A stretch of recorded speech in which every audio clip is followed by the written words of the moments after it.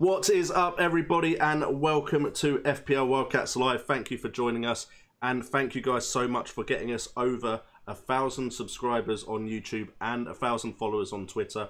We are now monetized, so of course, as you can see on the graphic, you can now super chat and donate to the channel if you want to get your questions noticed. So if you feel like supporting the channel in that way, please feel free to do so, and I will hand over to our hostess with the mostess, Nymphria.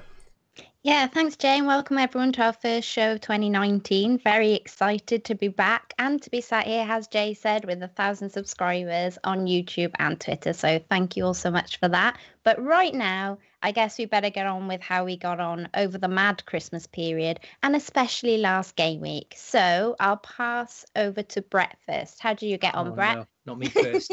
Oh, sorry. Get the plaster off. Get the plaster off. Yeah, rip off the plaster. Yeah, really poor week for me. My second worst score of the season. So just 37 for the previous game week. It was a strange one because this is the one week, I think, the one game week this season where I actually kind of locked my team in the day before, because it was kind of New Year's Day, I think, wasn't it, or something. So obviously, locked it in the night before, went out, and then didn't wake up the next day until after the deadline. But I'd kind of set it, and I was kind of weighing up whether I should captain Kane or captain Hazard, basically. And Hazard I brought in for that Southampton fixture, and captain Hazard. So that kind of topped off the poor week, really. And in hindsight, a bit annoyed not to captain Kane, because when you are spending 12.5 million on someone and not captaining them against Cardiff, that was a bit frustrating. But a lot of people captain Hazard, so it's the same with a lot of people, I think. And I think the biggest downfall really is just not getting on United players. I haven't brought them in over Christmas, and that's kind of where it went wrong this week. Obviously, playing 2 Wolves players at home to Palace. I benched Doherty and Jimenez away to Spurs. They both returned points. Yeah. play them at home. I didn't do play that. them at home against Palace, and they both blanked at home to Palace. So just 2 players returning points, Wilson and Kane. Blanks all round, really. So there's not much else to say. I guess Digne, I brought him in. He hasn't really done much since that 17 points that I missed out on. Fabianski, Pereira blanking in his nice fixture. I mean, Pereira, Watford, they scored 3 against Bournemouth and he wasn't involved in any of it. So that was a bit unlucky, I think. But the only good decision I think I made was benching Alexander-Arnold, who got 1 point. So that was probably the one good decision I made. Everything else was pretty poor. But I think my team's set up now for a good game week, for game week 22. So onwards and upwards. Good stuff. And seeing as Jay was chipping in a bit there, we'll go to him next. Okay, so what I love is the fact that we did no stream after the fixtures before Christmas and the Boxing Day one, because I did really All well planned. then. All and planned. I'd love to have talked about that at length. Instead, we're doing it after I managed to get 58 points, but I did take a -4. I really wanted some Man United cover, and I wanted Pogba. And in one of my own streams, I agreed with one so of you my... broke him. Yeah, it was my fault. I agreed with one of my subs on my channel that we would captain Pogba together. So, because I'd done that, I knew I couldn't change it later. Dangerous game. Yeah. Well, I was hoping it would work out and we'd both just be celebrating. It didn't happen. Yeah. I did have Aubameyang and Son, of course, in my side, and Sane. So I did have some players who did rather well. Foster getting 4 points despite conceding 3 goals. So there were points there, just it was bang on the average, which saw me, the position I'm in, drop a little bit in rank. But I do like the side I've got now. Don't feel like I have to make a transfer, especially with the news that Ings could feature this weekend, and Southampton do have a good run of fixtures. So I'm quite happy with the way my team's set up and hoping for a very good January. Nice. Okay, so over to our other non-Salah owner, Kurt. I've got a friend for my Salah hating. Yes. I like that. Yeah, well, I don't know about hate. That's a strong word, and that might go a bit sideways as this stream goes on as well. But carry on. I won't use hate. I'll use despise from now on. My game weeks were actually going quite well. I actually managed to qualify for the FPL Cup for the first time in 3 years, so that just about says it all about the way my FPL team has gone. Even when I finished just outside the top 100k, I had no one score any points a few years ago, and I got about 30, and that was it. So I was pleased to get in. I've had a decent run. I can't remember when we last streamed, so I'm just going to go from game week 18 because I think that's roughly right. But yeah, who knows? Got 58 points. 55 was the average. Had some decent players in there. Decided to captain Felipe Anderson instead of Son, and Son got 21. Felipe Anderson got 2, so that was a good choice. Aubameyang though saved me. Son saved me. All in all, a poor game week. Game week 19, probably highlight of my life so far. I got 96 points. Oh, is that when you actually got some points for Jeff's league? I think it might have been. Yeah, that's the only time I've gone up. Apart from then, I've just been sitting right at the bottom.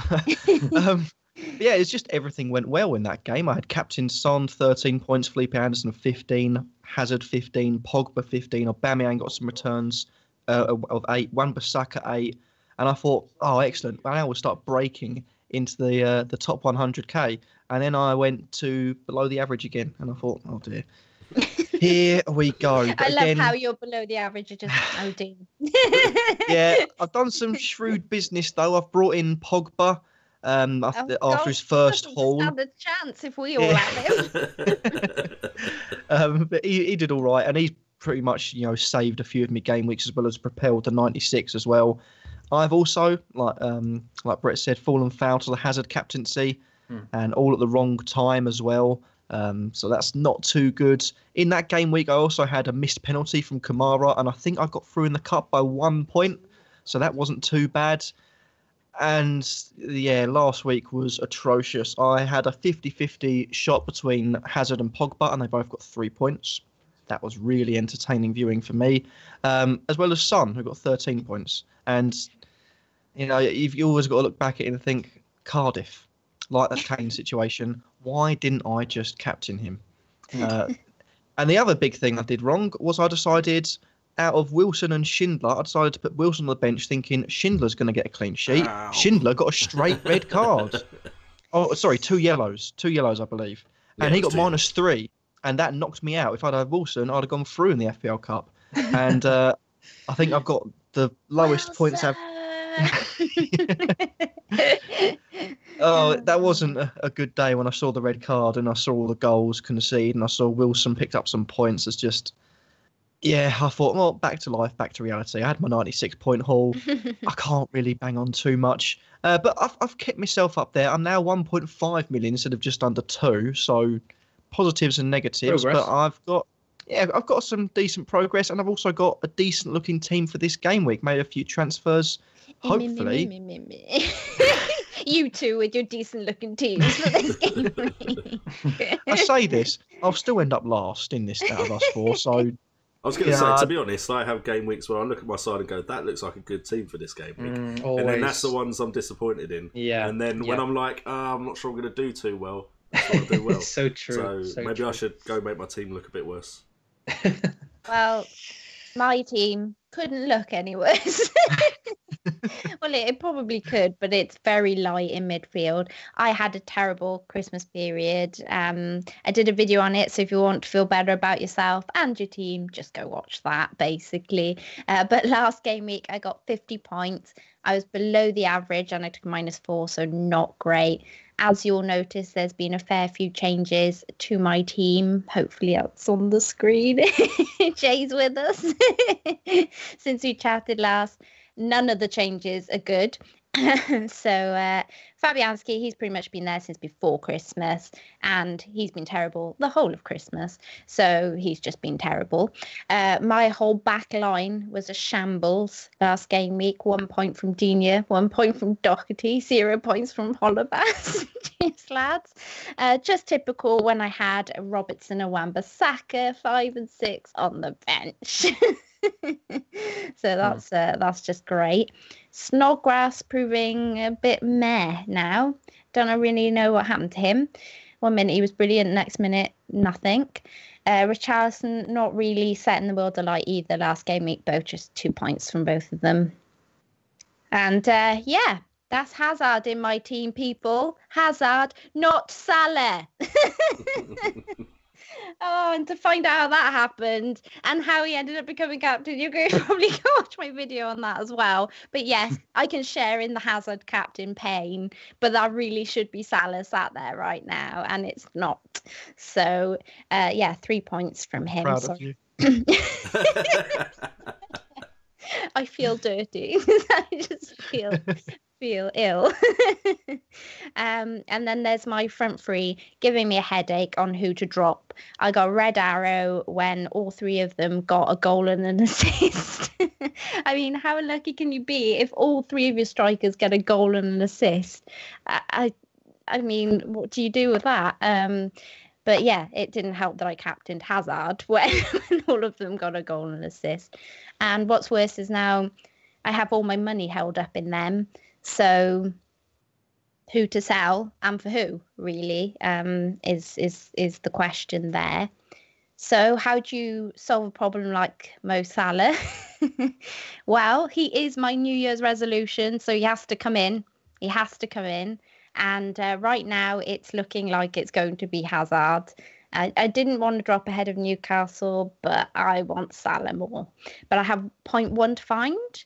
So my options at the moment are dropping Fabianski to Gaeta, Hog to Punchin, which leaves the door open for me to up Snodgrass when I finally decide which one of my front three to kick out, or moving Snodgrass to somebody like Redmond or similar.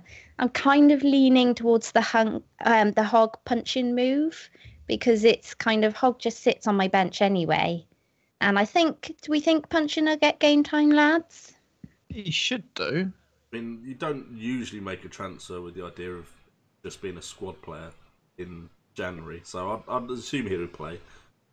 Yeah, that was my thoughts as well. So I was thinking he's just like, that seems to be my spot where I kind of nick a few pennies from every time I want to get somebody in. So when I wanted Sterling in, not sure you can go much lower though. That's the problem. I downgraded Billing to Hog, and now I'm thinking about nibbling a few more from that spot, from Hog to Punchin. So yeah, exactly. There's not really much further I can go now. But yeah, I wanted to see what came up tonight, and maybe, just maybe, during the stream, I might actually transfer Salah back in live right here tonight. So let's see how it goes. See if I can be convinced. Let's see what Kurt's argument is. Yeah, I was going to say, you watch Kurt come to life now. He's written a book on this. I've waited my whole life for this moment. I'm currently captaining Hazard for Newcastle. Lord knows why. He's cost me so many points and potentially my FPL Cup place. But I think you've got to look at it, and he has these moments where you think, oh, should we transfer him out? And usually I make the mistake of getting rid of Hazard, and then he just sets fire to the league or goes on an insane point scoring run, grabbing goals and assists in X amount of games forward. So I've made that mistake the last 2 seasons. I don't think I'm going to make a mistake again this season. But then I'll probably keep him and he'll still blank all the way through January. And I'll be looking back at this clip thinking, ugh. And Salah's, as much as I've made a rod for my own back here and I can't bring Salah in at all, how long this has been going on, he does actually look like he's going to start being close to the £13 million worth that he wasn't at the start of the season. Let's put it that way. Yeah, very much agreed on that one. So do we have any questions in the chat? Brett, would you like to chuck a few out to us? Yeah, sure. Marcus Logan wants to know, does anyone think Everton can finally win on Sunday? Obviously being in a bit dodgy form. And if so, would we tip Richarlison or Sigurdsson between the two? Ooh. What do you reckon, Nim? Oh, that's a difficult one. I know Jay is wasn't a fan. I'm not sure if he still is true. a fan of Richarlison. I'm still not a fan. No. Still not a fan. Okay. So we know what his answer will be. I think Richarlison for myself, as I have him in my team.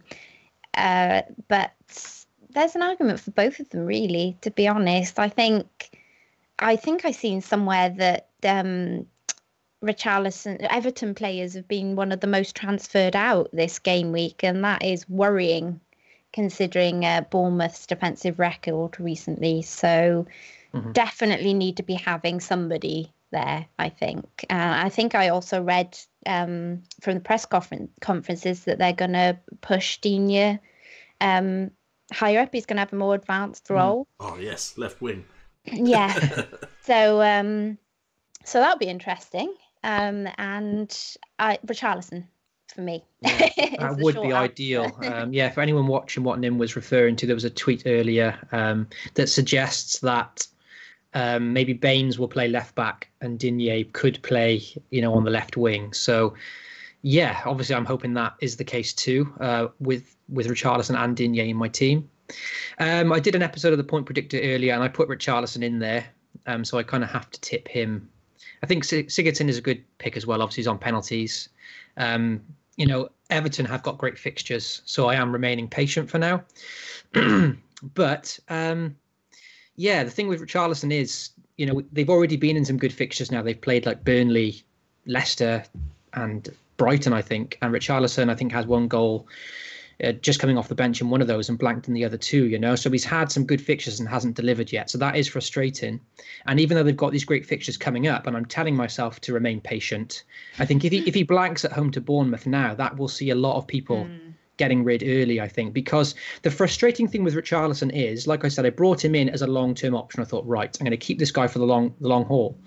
But the emergence of Pogba the last 3 or 4 weeks at a very similar price. I mean, he was like 7.8 or 7.5 or whatever he is. I don't know what he is. I think it was 7.8. It's not a huge amount of money more than Richarlison, really, at like 7 million at the time, So that's frustrating to see Pogba get so many points, like 35, 40 points in the last couple of weeks, and Richarlison to basically get nothing. But like you said, Nim, Bournemouth's defence has been the worst in the league in the last 4 game weeks. They've conceded 12 goals in the last 4 games. This Bournemouth fixture does look very good for Richarlison and for Sigurdsson too. But if they don't deliver in that one, yes, it's hard to keep them any longer, Agreed. Yeah, it is going to be tough for sure. Kurt, thoughts?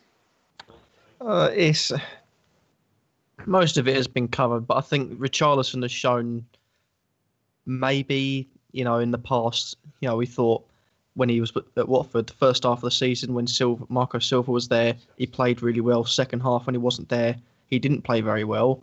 Albeit Everton are a failing team, maybe just chuck it out there. I don't think it's this, but maybe Richarlison just sort of burns out second half of the season. Potentially. I think the fact that it's an entirely sort of Everton-based problem, it's not exactly they're getting the chances to Richarlison, he's missing 7 open goals a game. It's the whole team, but they just lack life. And for a team that, I think Everton of old, you go to Goodison Park, you watch the games, it's a lively game. I don't see it. I think I'd like to see Baines back in the squad because it'd give a sort of a chance for Digne to go forward. Maybe that would free up Digne to potentially not even be a defender, be a Marcus Alonso, but Marcus Alonso doesn't have to go back to defend. Imagine that. But I do think Richarlison at times does show his class. Let's not have that happen anytime soon, please. It's a tough one. But if I had Richarlison, which I don't, I'd go for him. But as a sort of a semi-fan of Richarlison, I'm liking the way his prices are going down. If they continue going down, at some point you've got to think they'll kick back into form. And hopefully, by that time, they'll be really cheap so I can cash in. Yeah, with those fixtures, it's hard to buy them at the moment if you don't own them because they haven't delivered in the last few weeks, But if they do deliver now in this Bournemouth fixture, I could see people bringing them back in or, them getting more owners because their fixtures are great. Southampton after Bournemouth, Huddersfield after that, Wolves at home, Watford away. Watford are conceding goals as well. So there's 5 very nice fixtures there. People in the chat are mentioning about Everton having a blank game week due to, the cup, the way the cup's going. So I think because Man City have progressed to a certain point, Everton play Man City in game week 27 and that will clash. But that's still 5 game weeks away, Burton aren't out of it yet. It was only 9-0. Burton could still bring it back. It's not confirmed. True. Yeah, there's no disrespect there. That would be a comeback of all comebacks. It Predicted would. Here first, just in case it happens. Maybe worth a quid on that. But yeah, so with that, with the blank game week coming up, I can see why it's maybe hard to get them, but if you own them, you've got to stay patient, at least this game week. See how it goes with Bournemouth, because this is the fixture where surely they're going to do the goods. I hope so anyway. Okay, I've got one here. At Kiwi Nick _FPL wants to know Hazard or City mid. Anybody want to take that? I Jay? haven't spoken, so I can go. I mean, the plus point in Hazard is basically you've got a player that you can't see being dropped from the side. You can't see being rotated. That is the plus side of Hazard. when you go to the City midfield, there's rotation. There's rotation pretty much everywhere. The only person that's guaranteed to play is probably Edison. And as soon as I've said that, Pep's probably going to decide to play someone else. Probably play Kevin De Bruyne in there just to prove how wrong I could be. But for me... That would be interesting. He'd probably still do a good job, to be fair. Wouldn't have too many saves to make. Man City don't keep clean sheets anyway, so can't do any worse. But anyway... Might even get a few assists. Assist from a goalkeeper, nice. I think really you should only be comparing Hazard to Sterling for me in the midfield. With De Bruyne's price drop and with all the other City midfielders being cheaper, there's the argument that the value they offer would compare to, say, Hazard, who's a lot more expensive, is going to eat your budget. His Man City midfielders can still score points, so I'd only really compare him to Sterling if I was having that argument in my head. And to me, Hazard right now is a better option than Raheem Sterling. Maybe not necessarily in a team that are going to score as many goals as City are going to score, but he is the main player. And just his underlying stats, you've got goal threat, you've got the chance for assists as well, bonus points. So I think Hazard is definitely better than Sterling. But then if you are going to look at cheaper City midfielders, there's the argument of, by having Sane, can you then afford, say, your Kane or your Aubameyang that you couldn't have afforded beforehand? And I think at the end of the day, some of those City midfielders that are cheaper won't be too far off of Hazard's points. So for me, I would say a City mid if you're going for someone like Sane, as long as he's playing. Have you got Hazard, Jay? No, I am considering bringing him in and having a very strong midfield. Pogba, I think Son has to go, but Salah, Hazard, Pogba. I have seen. Sorry, I didn't mean to interrupt, but I have seen some theories, let's say, about keeping Son on the bench as not to kind of lose at most if you had him early on, most of your profit on him and that sort of thing. But I'm not entirely sure how long he goes for. But there's some talk that it might not be as long as everyone's expecting and things like that. I mean, I jumped off early. It's another horror show story for you right there. But but yeah, if you've held this long, I think I did see a couple of tweets about how it could be worth considering keeping him on your bench. But I think it's a risky strategy. Risky. Well, the issue is if everyone starts transferring out because he's gone, he's going to drop in price anyway. Of course. So you might as well take what you've got now and then try and bring him back in. It all depends. If everyone is keeping him, then by selling him, you are going to lose out. But if everyone is selling him, you might as well be part of that group that are selling him, just so you don't lose the value that you would have gained. I mean, I only gained 0.3 million on him. So right now, if I sold him, I'd only get 0.1 more than what I bought him in at. So for me, it's not really that big an issue. But if you got him at 8.3, you've made 0.5 million on him now. Again, that's 0.2. If you're really looking at that this time of season, I don't think you should be so worried about your team value right now. Now we got to push for the points now. Second half of the season, you've got to be thinking about how can I get the most points? Because Jay, go for it. Obviously, because you own Son, you maybe know more about this than I do because I don't have him, so I haven't really looked into it. But what is the best case scenario for an owner now in this tournament? Is there a chance he could only miss the one game week, or is it like a minimum that he misses 2 or something? I would love to say. I don't know. It's a tough question. But I do think I'm looking at the right tournament. South Korea have won. He is South Korean, first of all. I have got the right team. Second of all, I just wanted to make that before I start talking nonsense. They've won both their group games so far 1-0. So they're pretty much, I'd say, confirmed to go into the latter stages. I don't actually know how the Asian Cup works, but he's going to at least have 2 games, you'd suspect. Oh, of course, because it's already started, right? Yeah. So they've played 2 of their group games. Negotiated that he didn't have to play in the first 2 games. Forgot about that. Yeah. Okay. Any questions from the chat? Yes. 1 second. Okay, so D-Raj is in the chat. I hope I pronounced that correctly. Is that he wants. Yes, it is DD indeed. It is DD. Good old DD. He wants to know of Son replacements, actually. So it kind of bodes well with what we were just talking about.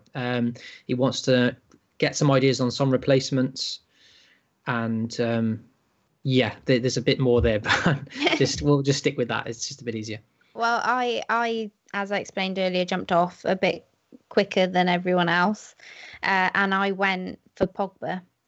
So that is kind of the main, I think probably the main one most people will be looking at. Yeah. But if there's any more that people want to kind of throw out there. It's an interesting price point, isn't it? Because that 8 million bracket, it's like, do you downgrade and go for the 6.9, the 7, 6.5s, or Pogba's the one that... Bernardo Silva, couldn't you, really? Because he's been pretty nailed on in that. I guess it could be a way to get a City midfield in, but not invest too much money. I don't think, in my eyes, there's a sort of a certain standout play you've got to go for, because it all depends on your team. If you're lacking, I think you've got to get some City coverage in, the way they attack, and maybe not defenders, but they should be scoring goals every game. Man United look like a new team. Man United look like a new team. Potentially his direct replacement in the Spurs team, maybe a Lucas or a Lamella. It all depends on what you're lacking. If you're lacking City, it's got to be City. If you're lacking United, it's got to be United. So whatever big team you think is going to do well, you're lacking. I think you've got to look in that sort of direction. I only have Bernardo Silva, who I transferred in this morning. In my eyes, I'd probably have to go for another City player, so I could, and I've got 1.3 in the bank at the moment, so I think I can go over to Sane, I believe, from that price bracket, hopefully, or I've got to make another transfer somewhere, which should be easy enough to do. But if you it depends where you're lacking, really. I'm lacking Man City, so that's where I'm going with it. Cool. Anyone else anything to add, or should we take another one? Jay, who did you say you were going to replace Son with? I still haven't decided, because the issue I've got is Spurs fixtures look really good. Yeah. So absolutely. It's either a factor of the way my squad is shaped. If I wanted Kane, most likely I'm going to have to lose Aubameyang. Or if I want a midfielder, I've still got to save a little bit, because Son was the cheapest when I got him in. But do I want Eriksen or Dele Alli? There was the argument that Lucas Moura might fill the spot and could have. He has had periods where he was in form, but I'm just not. Don't do it to yourself. Don't do it to yourself. Well, it seems to be you need to get him before he's in form, because as soon as he hits form and people start bringing him in, that's when he stops. I think I had him for just as long as you could possibly have that man, through form and out of form, and he's frustrating to own. That's the issue I've got. I don't want any of the Spurs midfielders. Now that I've owned Son, I feel like all of them are going to be disappointments anyway. Right. So the players I was looking at, Richarlison was still one, because at the end of the day, his underlying stats are still decent. They are actually recently. Forgot to mention that his stats recently are quite impressive. The only issue I really have is he's not had any big chances. He's had 11 attempts, 10 from inside the box, but none of them have been counted as big chances on goal. That's interesting. Which is worrying. But the other players I was looking at, Hazard, but that would involve downgrading in certain places. To then have that power midfield. And then Ryan Fraser. I wish I hadn't got rid of him. I have a feeling like, even though I got rid of him because the fixtures look tough for Bournemouth, but there's still, if I was rotating him, there's still like a fixture every other game week where you'd think he could get some points, and every now and again they get points when you're not expecting them to. And he has had some very good underlying statistics, both with goal threat and chance creation. So I kind of wish I never got rid of him, but I kind of feel like when Bournemouth had a dip in form over Christmas, where they had a few bad results, it's when Fraser wasn't, because there's so many fixtures, he wasn't in the team. And then as soon as Fraser and Wilson play together, that's when the big scores come out of them again, you know? So, I got rid of Fraser as well. And because of these difficult fixtures, I thought, well, I'm going to keep one Bournemouth player because of the way they're playing. You know, Wilson's done well for the season. So I kept Wilson and got rid of Fraser. And probably made the wrong 50-50 there, you know, because Fraser is a very handy option. And he has got that 12-pointer in him. There's been a few occasions this season where he's had like a 12-pointer, you know, and he makes that team tick. He's their best player this season, really, arguably. Annoying. Cool. I've got one here from at Rushton DJ. He would like to know premium striker in your 3 attackers, or just 2 approximately 7 mil attackers, 1 bench fodder and 5 good midfielders. So in other words, 3-5-2 or 3-4-3, which is the best point scoring option? All running to answer that one.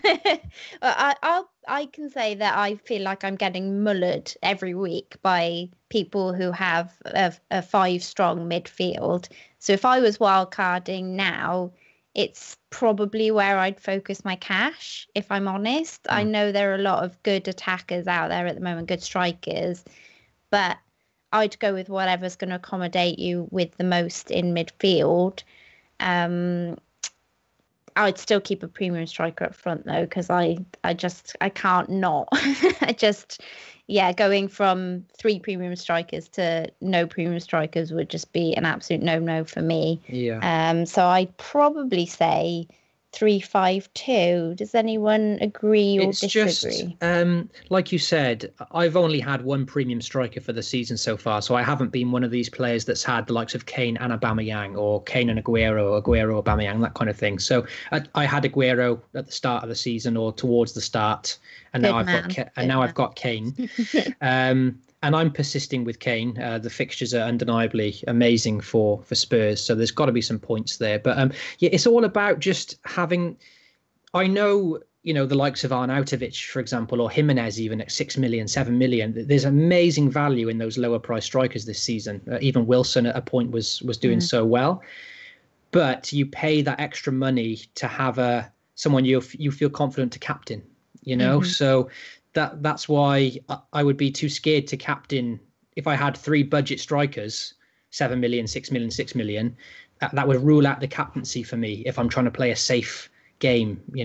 It can still work out. You can still nail the captain pick with one of those, but you pay the premium to just have those safe captain options and then fill out the rest of your squad with the rest, so you don't need all the premiums. I think as long as you've got 2 there, for example, I've got Kane and Salah, and they're 2 players I can captain one or the other each week, and then just fill the rest of my squad with where I think the best value is, really. Yeah. Jay? See, I don't like to think of it about which formation I think is best, because I think if you start thinking of it in that way, you're restricting yourself to a certain way of playing. So for me, I think you look at the sides, you look at which sides you think are going to score goals. Because it doesn't matter if they win. Bournemouth score goals. They don't necessarily win, but they score goals. Where are the points in each side? And if you're coming up with 4 midfielders you think you have to have, then you would be cutting down on the strikers. Whereas if you're looking at 2 strikers and you think I need both of those 2 premium strikers, then you're going to change your team accordingly. So I wouldn't restrict myself to just saying season long, which do I think is going to be better. I don't think he meant season long, but yeah. So right now, I think. Right now, again, it's completely subjective, because for me, I think I have to have Salah, which of course affects completely the kind of formation I'm going to be playing, because I'm putting a big chunk of my money into midfield. And I feel like Aubameyang's the best Arsenal option, and I want an Arsenal option. So that's kind of picked it for me. So even with that being said, I've played 3-4-3 and 3-5-2 plenty of times this season. So I switch between which I think is best for the game week. So you're going one premium up front, more or less? Or do you have... Yeah, okay, cool. And Kurt, anything to add to that, or are you... Yeah, I've pretty much gone throughout most of the season with 1 premium up front. Also got 5 across the middle, but still going 3-5-2. But I do agree with the points, though. You can't limit yourself to a formation, because if you've found 2 good strikers all of a sudden that come into play, you're sort of limiting yourself, and you just got to go with what's best. But for me, 3-5-2 is what I've gone with throughout most of the season, and it's probably my favourite in the current team that I've got, but it could all change depending on who's in and out of form and who's in and out of my team. So, you've got to play it by ear, week by week. Cool. Just don't do what I've done and completely limit yourself in midfield, because then the options become very slim, even if you do play those formations. Okay, Brett? what question do we have up next? Yeah, this one's from Momo. Hey, Mo. And he wants to know about a player that there's been a lot of interest in on Twitter and from me especially as well. He says he doesn't know, he wasn't sure if we spoke about it already, but we haven't, so that's okay. Trent Alexander-Arnold or Pereira? To, the same value, really, 5.2, 5.3 million. Both attacking options. So what do we reckon, Kurt? Have you looked much into Pereira at Leicester? Well, I did, but right at the start of the season, and I still do YouTube. First of all, not haven't done anything in quite a while. Maybe next week, who knows? I think right at the start of the season, I pointed out that Pereira looks quite good because he's not going to get out of the team in right back because no one on planet Earth should rate Danny Simpson higher than him. But I looked back on where he played last season. And it wasn't just right back, it was right wing, it was further forward. I think he played attacking midfield. There might have also been somewhere in his career a few appearances up front. So he likes to get forward and he does play far forward. But since then, I've stuck him in, I think for a while, he's in my draft team. Not that I know that exists anymore. I've completely forgotten about it again. And I think it's now coming to fruition. I haven't looked at that for a while. I mean, I don't mind talking about it now. Not No. as much as I did no! before. Does that mean I've been No, you're still. No, you're still. Can we get back to Momo's question, please? Yeah, I'm fourth, so I really don't want to talk about it. Oh. But yeah, since then I have taken him out. I've just checked. You're not but bottom, he's sort of coming into. Just so you know. He's coming into fruition. The things he was showing at his previous club, he's now doing at Leicester. He's playing not just in right back, he's playing further forward. He's very good on the ball. He's scored an absolute rocket of a goal. And now I think potentially next season he could be a midfielder. So I'd say get on him whilst you can. I think he's a really good prospect. One of my next transfers, if I don't forget. Yeah, my answer to the question, because I'm kind of in this position, is to get both, basically. Because I've got Trent Alexander-Arnold, and I think, obviously an amazing value option, best defence in the league.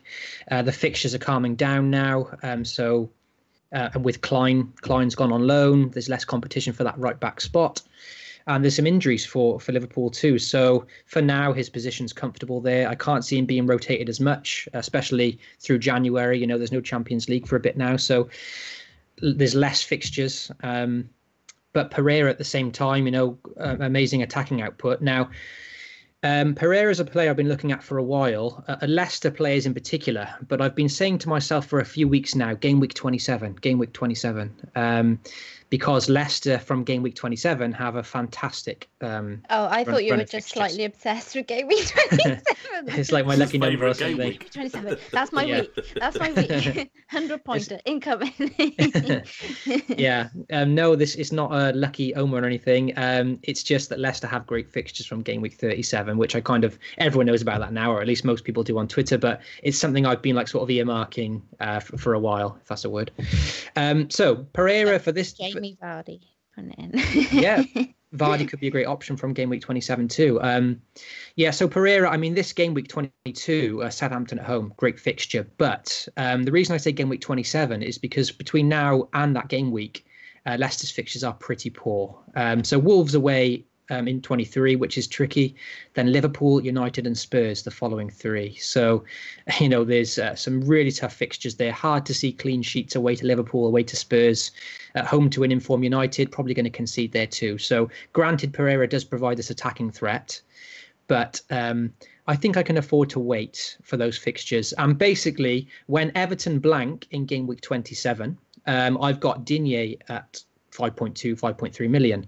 So the switch from Digne to Pereira just looks like an absolute no-brainer as things stand. So, yeah, bit of a long-winded answer there, Momo, but I think both are great options. I'm looking to get both personally, but I'm going to wait for 27 probably for Pereira. Okay, talking about another player that's been a hot topic on Twitter this week, at Hindu Monkey and Most My Cat's Whiskers group would like to know, is it time for the Barnes train? So I don't know if you guys have seen this all over Twitter. I seen a tweet from Will from the Fancy Football Hub. He put out a great tweet, which may or may not sway you on the Barnes train, or to go to the Barnes train station at least. Expected goals over the last 4 game weeks: Aubameyang 3.48, Firmino 3.14, Barnes 3.09. So he's ahead of Salah at 2.96, Rashford 2.62, and Kane 1.84. Does anyone else have anything to add on Barnes? What about you, Jay? Have you looked into Barnes at all, or? Only because I knew we were going to talk about him. Otherwise, no. He was one that completely wasn't on my radar, mainly because he plays for Burnley right now, and there's nothing about Burnley that makes me think I want one of their players right now. Whereas last year, it was complete opposite. I was like, that's where all the value is. Look at Burnley. But actually, his underlying stats: 14 goal attempts, 12 from inside the box, 6 big chances. So, and that's in the last 4 game weeks. I can see why his expected goals were so high.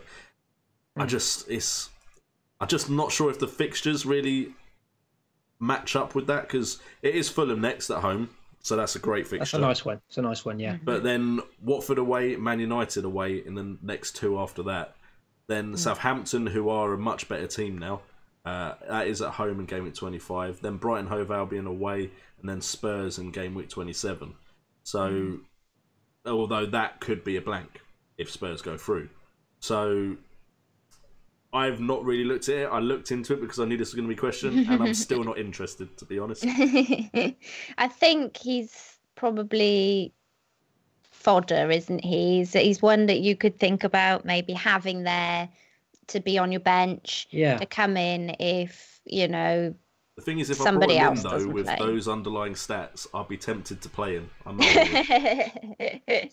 and well, then that'd be your problem. Yeah. So if I just don't bring him in, I can't be tempted. Well, okay. That's fair. That's fair. Okay, do we have any more questions in the chat? Yes, there is one. But just to add to Barnes, I had looked at him a little bit, and his stats are very good. Like Jay just said, his underlying stats are quite impressive, actually. And the Fulham fixture is a very nice one. And like you were saying, then with the guy that asked that question earlier, if he's thinking to play 3-5-2 or to have that flexibility or whatever, I mean, at 5.6 million, like you said, he is a nice option to rotate. He's not that expensive that you think, oh, I can't bench him now. And anything above 6 million, 6.5 is more difficult to bench, isn't it? When you're spending 5.5, at least for me, mentally, I think, oh, I don't mind benching him as much. It's that 1 million that makes a big difference, Yeah. Right, there was a question, but I've got to find it now. Here we go. There's another one from Didi, from Diraj. At the moment, he's got a Wolves double up. So he's got Patricio and Doherty in his side, and he wants to know which one to remove. Anyone still got a Wolves double up in their team? I mean, if you include my attack, yes. What about the double? What about the dreaded double Wolves defence that we've all had? I've gone Doherty. I've already made the decision. He just always has that goal threat, even when they concede. Even in games he's not scoring in, he's still getting those chances, and it's like he's come in to take the place in my side that Marcus Alonso is letting me down on. So Doherty for me easily. So are you playing him against City? Yeah, because wow, I just if I don't, the fact that they've done so well against the big teams, and I've ignored that every single time. I think I'd be more angry at myself if I didn't play him and he did well than if I play him and he doesn't do well. So yes, he's in my side. So is Raul Jimenez as well. Nice, playing both. Wow. Awesome, fair play. I think it's difficult because I went from Patricio to Fabianski, and to be honest, they probably both as terrible as each other at the minute. So it's tough. I don't think you have many places to go with that. I mean, obviously, if Gunn still keeps getting played for Southampton, he'd be a massive draw with their fixtures and just how spectacular he was last game week. Not actually sure why you would drop him, to be honest. But and then there's Guy 8. But I'm a bit something's niggling me with him. I was obviously talking to my pod partner, being a Crystal Palace man, and whether he gets to keep his place. He seems to be pretty convinced that he will, just because of how bad Hennessy was beforehand. And there's other issues with Hennessy. Sorry? Yeah. There's other issues with Hennessy Well, as well. yes, there is the other unspoken things. But I don't know. I mean, he is the first goalkeeper for that club, and I'm not sure if he manages to sneak his way back in after a kind of naughty week or two on the naughty step, if you see what I mean. So that concerns me, because once you've dropped that money, are you really going to keep that money in your bank to then go back up to another 4.5 goalkeeper? And for me, I'm not sure on Didi's case, but for me, I only have Button as backup. So obviously, that's what I just asked Didi in the chat. Yeah. Actually. I'm interested to see if he has got another goalkeeper option. Oh, he's got Steele. He has got a 4 million option. So Patricio is his only goalkeeper, basically. Yeah. It's difficult then, isn't it? Well, I want to say this price bracket's been awful. Really I think, I mean, I don't know if he's got Jimenez too. Maybe he has 3 Wolves players. But, looking at Wolves fixtures, and this is something I've had in my mind too, because I've got 2 Wolves players, Jimenez, Doherty, like a lot of us have, And after this Man City fixture, things do look very nice for Wolves. Do they? Can I buy Patricio back? Okay. Well, I don't know about buying him that back. means don't get Patricio in. I'm not sure about getting him back, but if you've got him, people's heads today, I wonder if I had him now, if I did have Patricio, I mean, it's easier said than done because I haven't got him, so I'm not in D-Raj's position. And having a goalkeeper away to Man City is always like, oh, great, I wish I had someone else in goal this week. You could, like we're talking about Guita at Palace, and he's got Watford at home, so you think, oh, nice, maybe a clean sheet there. But if you can be patient, I mean, Patricio and Doherty could do your job in the following weeks, So between game weeks 23 and 29, so that's 1, 2, 3, 4, 5, 6, 7 game weeks, they avoid any of the top 6. So game week 23 at home to Leicester, then at home to West Ham, away to Everton, at home to Newcastle, then Bournemouth, Huddersfield and Cardiff. So there's some really nice fixtures there. A big sea of green and grey difficulty ratings. So if you can persist with Patricio for one more week, I mean, over 7 game weeks, is another 4.5 going to get significantly more points than him? I don't know. I think if you've got a budget keeper, you're not going to get much better fixtures than that. So I'd probably keep Patricio now. Well, we haven't even mentioned Etheridge yet, have we? Who also has quite a sea of green from now on, I think. Yeah. But there's some talk on whether his points would be as high, obviously, if he didn't have as many penalty saves. So do you bank on getting him in the hope that he gets the penalty saves? Yeah. I've done a lot of looking because I'm trying to find this 0.1 for Salah this week. Yeah. But then Etheridge went up, so he went out of my little. Yeah, Etheridge is proving to be quite popular actually now, isn't he? And yeah, is it 3 penalty saves he's had now, or 2 or 3? I think it's 3. Yeah, that's mental. Yeah, definitely. Okay. As we just mentioned, Salah at Marplecurse, so Don of the Amigos asks, if you had to stick to one player as your captain choice for the remainder of the season, are you on Kane or Salah? If you have both of them. Obviously. So, Kurt, you don't own Salah. Do you own Kane? No. So I'm, like most things, pretty useless here. Well, put it this way, if I had both, they're both going to score. But in my eyes, Kane, as well, Salah can be moved about, will drift out wide, will drift deep. In my eyes, Kane is an out-and-out forward, a finisher, a poacher, a goal scorer, whatever superlatives you want to say ahead of that as well. he's always going to be in there. He's on penalties. He's always going to be ready to take the chance, and he's shown he can take the chance. Whereas as much as Salah has looked a good option, Kane is always going to be that focal point. Whereas Salah in big games potentially could be moved out wide. I don't know why we thought you might say Salah anyway. I mean, that was kind of inevitable. I've said he's looking more like £13 million option. Be lucky you're getting that. I'm going back to my Salah cult after this, so we need to hurry things up. We're meeting in 3 completely minutes. out of interest, Kurt. Just completely out of interest. Obviously, because you at the start of the season had this big sort of campaign not to go with Salah, which is completely fine.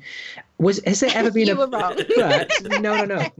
No. But because you've said so much about it now, has there been a point this season where you've thought to bring him in, but you haven't because of all the stuff you said?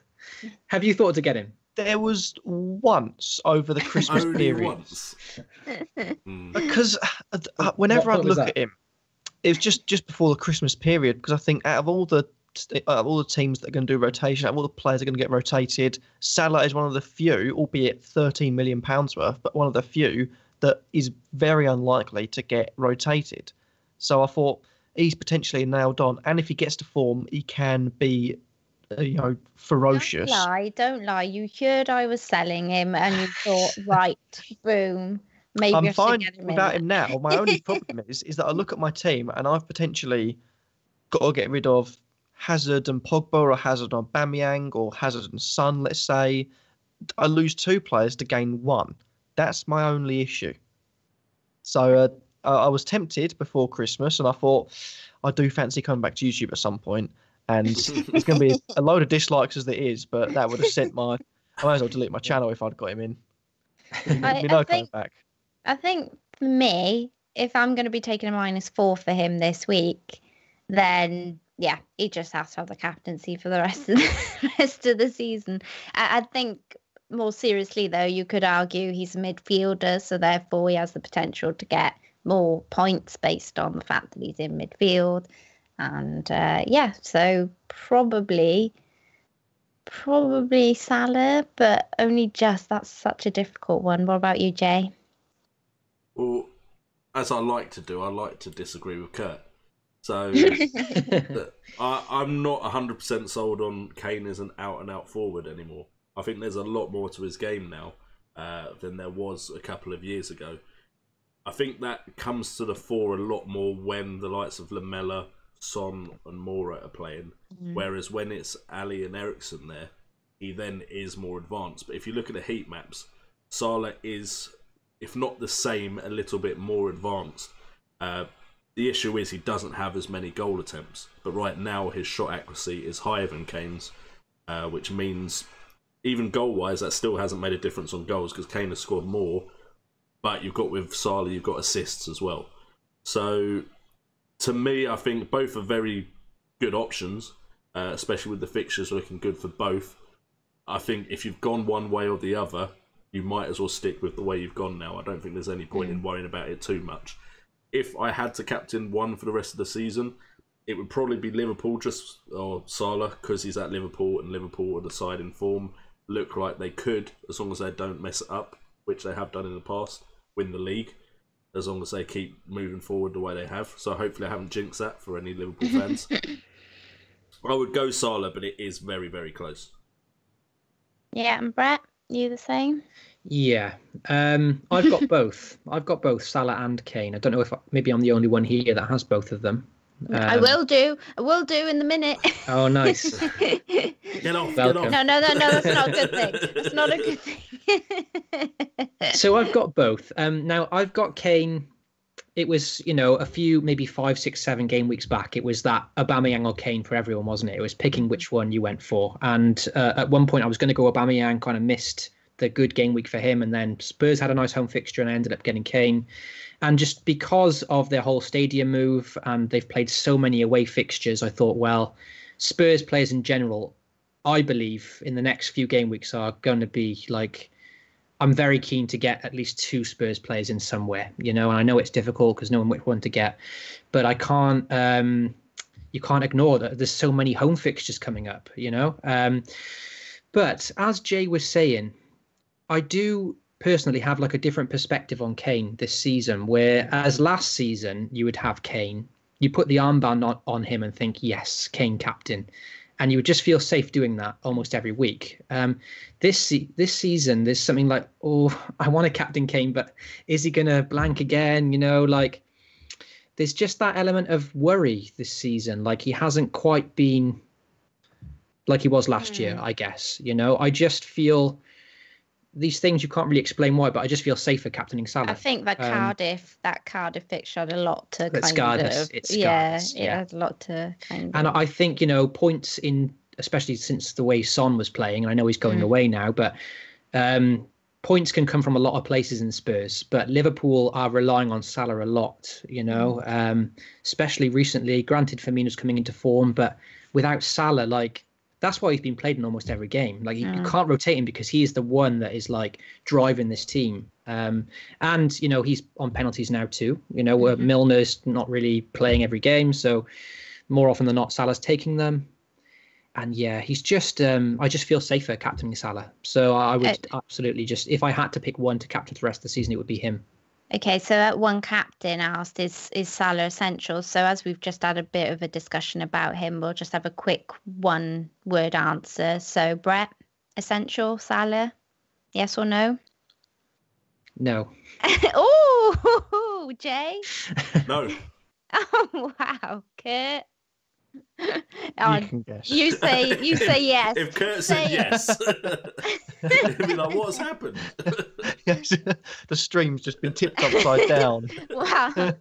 I not owning him and seeing my rank tumble since selling him would be an absolute 100% yes, personally.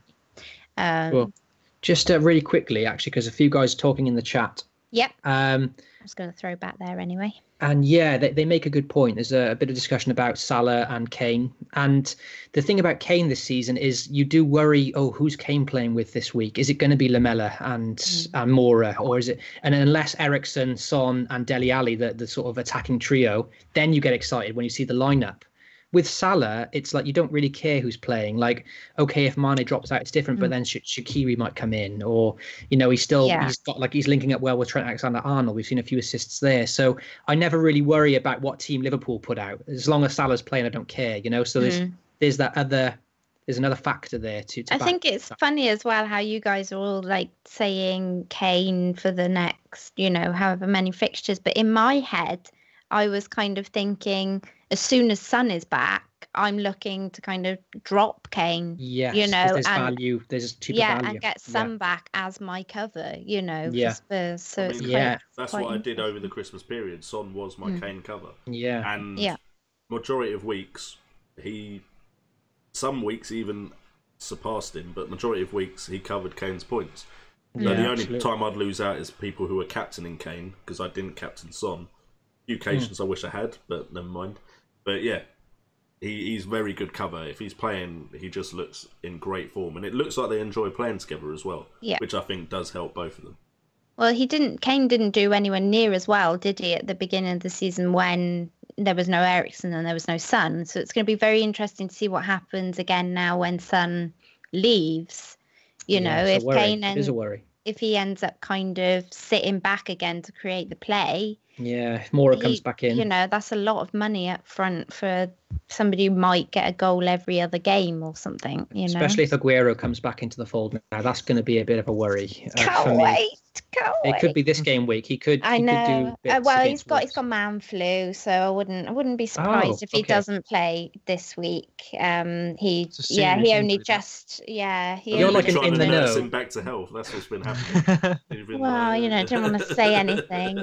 And I think Nim's like our in the know of Aguero. Yeah, he did post a picture with dark hair again today, so I don't know if the silver hair has gone or whether that was just an old picture. We'll have to wait and see, but you know, it's just another bit of insight there for you. But yeah, I'm not expecting, especially with how well Jesus did midweek, you might not see 90 minutes out of Aguero this week. I'd expect it more. Yeah, that's the concern with him, isn't it, I suppose. So can we have another question in the chat? Yeah, this is a tough one. It's from Milk. The username is Milk. Okay. And he says, here's an interesting one. Who obviously Spurs and United play each other this game week. He wants to know who to bench between Trippier, Pogba, or Martial. Oh, oof. What do you reckon, Jay? Any insights? None of them. I would go Trippier, to be honest. The way both teams are playing, I think there's goals in that game. Trippier, of course, can get the assists. He's well known for the quality of crosses he can put into the box. But I think if he doesn't get involved in the goals, I don't think he's getting a clean sheet. Whereas I feel like if I was going to drop one of Pogba, Martial, it'd probably be Martial. Because I think right now Solskjaer's favourite is probably Rashford out of the forward players. I've heard, and I don't know how true it is, but I've seen on Twitter that Rashford has been told he's the #1 striker now. So if that is true, that kind of confidence boost could be really good for Rashford. So I think Pogba, of course, is going to be one of the main players at Man United. So if I was going to drop one of the Man United players out of those options, it would be Martial. But I think Trippier is probably the one I'd drop. Kurt, what do you reckon? You have to go with Trippier. It's a tight game. There could be no goals in it, so it could be a silly thing. But you look at the way Man United have been scoring. Newcastle, maybe that wasn't the best of games, but oh, sorry, I just read something on my screen. I was getting distracted. You've just got to predict that there's goals from Man United, and they've produced the form and the goals. And you look back at Newcastle. I've completely forgotten when I stopped. You look back at Newcastle where there wasn't too much in terms of goals. You thought, will they, won't they score? In the end, they plugged away. A chance come up, they scored, and it opened things up, and then Rashford got his chance. So if Rashford's in there, he'll be scoring goals, open the game up. I just think Trippier, especially with him being more attack-focused. I've got a few Spurs fans, and they think Trippier can leave him, that right-hand side a bit exposed at times, so I'd be benching Trippier. Yeah, it's interesting because maybe 5 game weeks ago, if United were going away to Spurs under Mourinho, you'd play Trippier because Mourinho would probably go there to grind out a 0-0 draw a lot of time to frustrate. But now we're talking about a United team, under a different philosophy that are going to attack. So, I'd have to agree. I think just maybe I know it's hard to bench Trippier, who's so expensive, and he's not a bad option to play. So if you want a bit of a 50-50, then I would probably drop Martial if you want a bit of both, I would absolutely play Pogba. But benching Trippier wouldn't be the worst thing in the world this week because following this game, they do have some great fixtures. So just maybe bench him and persist with it then for the next few weeks. What about you, Nem? Have you got any conflict of interest in these two teams for this week? No, I think there will be goals both sides, as you both said. But I could easily see Trippier getting an attacking return from that game, from like a free kick or something, So it's always a risk, isn't it? If there's somebody else you can possibly drop, that really isn't, maybe has what looks on paper a better fixture, but yeah, it would be interesting to see who this guy is playing his team, actually. Yeah, I would. Yeah, exactly. Then maybe could consider that. But yeah, I would always go more with my attacking players, I guess, over my defensive ones. But I don't know, sneaky feeling on Trippier this week. So play Trippier then, because Nim's always right with their sneaky feelings. Except when it's my own. Except when she owns them. Yeah. Yes. Except for when I'm selling them. Yes. Okay. Yes. Cool. We'll have one more question then from the chat for the minute. Okay, cool. Hopefully I pronounced this right. So Sakib wants to know who to play between these two players this game week. Kolasinac or Jimenez? Oof. So Kolasinac, I believe, is away to West Ham. Yeah. And Jimenez is obviously away to Man City. Jimenez. Arsenal defence. I tried Kolasinac. I did actually get him in one of my other teams, my draft teams. I had him for like 2 weeks and he's gone again already. Like no. Jimenez always, doesn't he have like a great record against top teams? He does. So six FPL returns in 7 games against the top 6. Mm-hmm. So Jay, you're playing him, aren't you? So I am playing him, but I don't have Kolasinac. To be honest, he's a very good attacking threat. He is, and West Ham don't have Balbuena now. He's picked up an injury. Yeah. So there's the potential for attacking returns. I would never rely on Arsenal for a clean sheet. So my logic would say to go Kolasinac, but I'm going Jimenez. Just he has returned so much against the big sides. It could just be that that team suits playing bigger teams that play in a certain way. So if I had them both, I would go Jimenez. But my logic says to go the other way. If you did have both, Jay, would you play Jimenez? Would part of your thinking be is that because he is highly owned, like if you bench him and he does return, that it hurts you more? Would that ever come into your mind, or would it just be your own sort of logic about the stats and stuff? I'll be honest, I'd have assumed most people would drop him for that game. But now that it's well known... True. Yeah, you're right, actually, yeah. See, it's one of those balancing acts. It's like, how many people around me own him, and how many of those people around me that own him are going to drop him, and how many are going to play him? You're right, actually. Probably a majority will bench him, actually. Such a loaded question. Like, Yeah, I didn't think of it like that. He could be a differential. Despite his ownership, he could be a differential. Yeah, you're right. He could be sitting on everyone's bench. I'd imagine he won't be the third substitute, but I imagine if everyone has their first 11 playing, there's going to be a good number of teams that won't be playing him. But I reckon there will also now, with it being so well known, I think the players around me that are part of the Twitter community probably might risk playing him. And the players around me that aren't part of that community, or maybe haven't looked at the stats as much, won't play him. So who knows? I have no idea how it could go, but I've decided I'm going to play him. Yeah. Fair. Kurt, would you play Kolasinac away to West Ham or Jimenez away to Man City? It's got to be Jimenez for me. I think he's. Have you got Jimenez, Kurt? Or no. My three attackers are. I've got to look. I was going to say, who do you have? I was going to say, everyone we talk about. Kurt's like, no, I don't have them. There's a reason I'm 1.5 million. It's literally just got Hazard sat there in the middle of his field.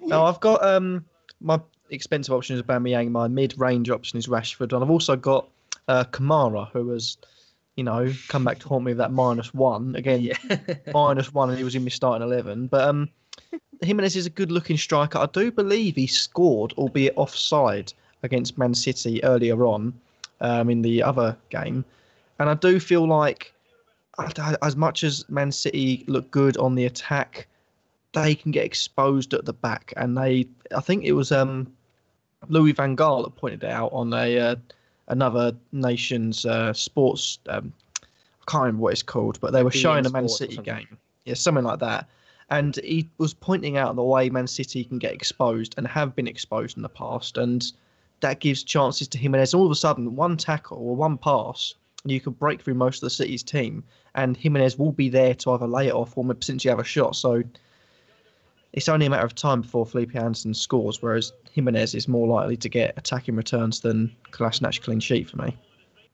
Yeah. Jay, just a quick question, bud. So, because I've got Jimenez and Doherty as well, and as things stand, I've actually got them both benched, which obviously does worry me because of the whole Spurs nightmare. Who have you got on your bench then? If you're playing both of them, who are you benching? I think one's quite an easy choice. It's Schindler.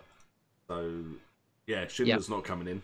Of course, yeah. Wan-Bissaka has been one of those players that just regularly. So you're benching Wan-Bissaka.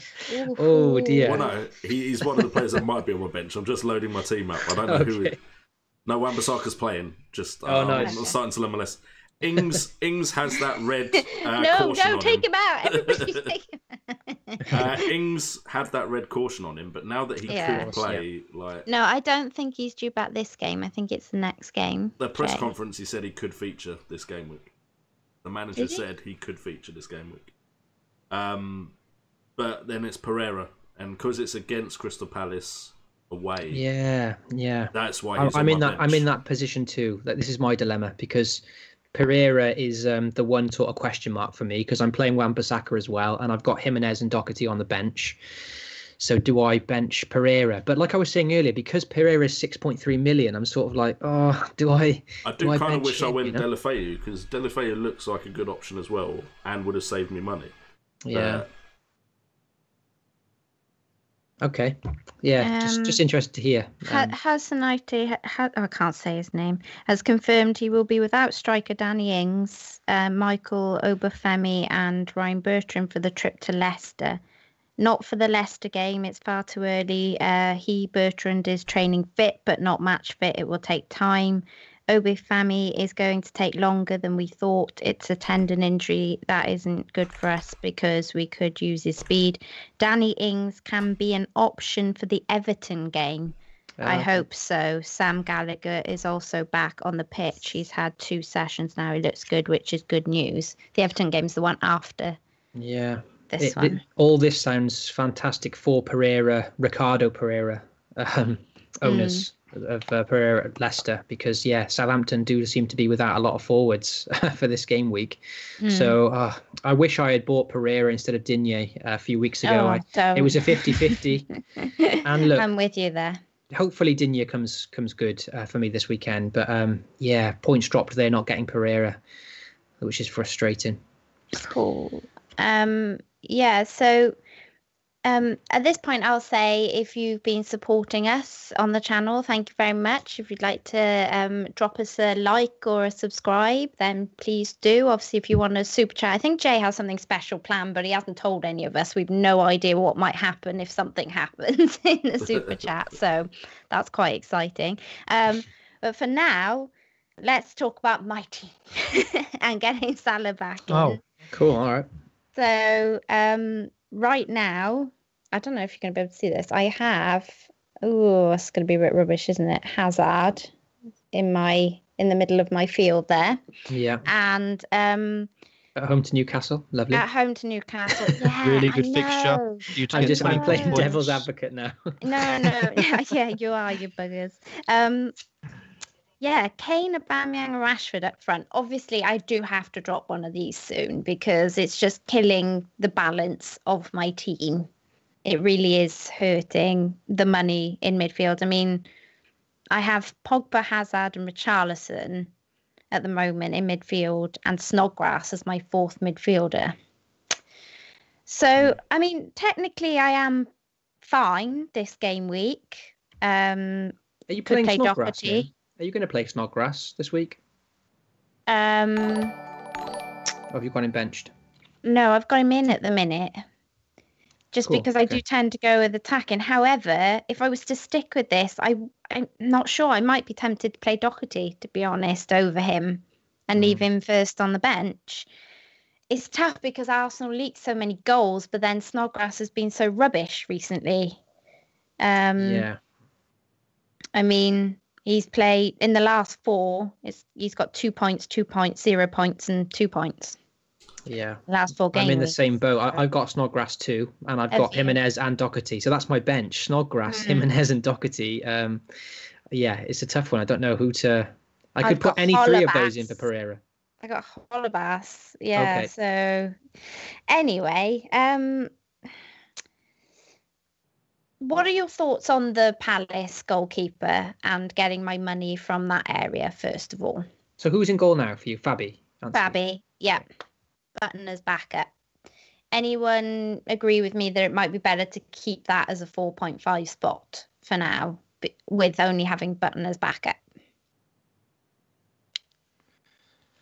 It's hard.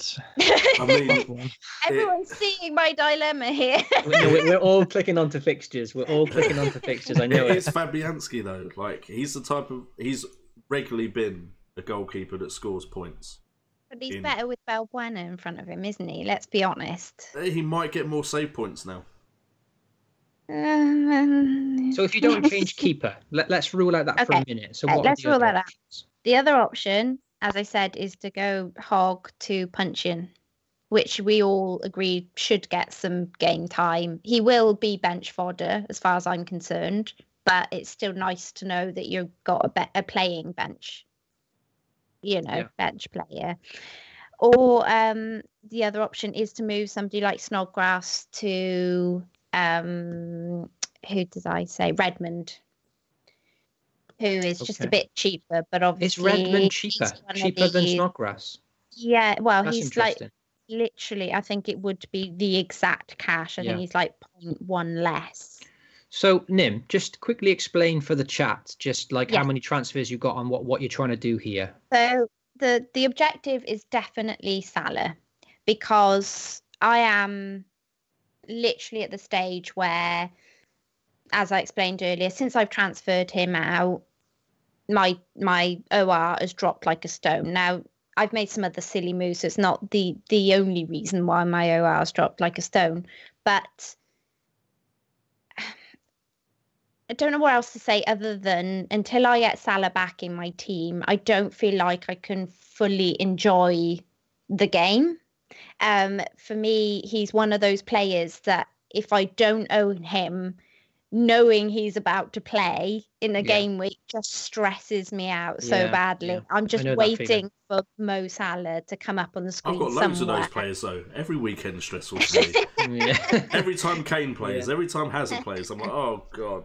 Yeah. The thing is, though, like when Hazard scores, I'm just like, oh, Hazard scored. You know what I mean? But like with Mo, I'm like, oh.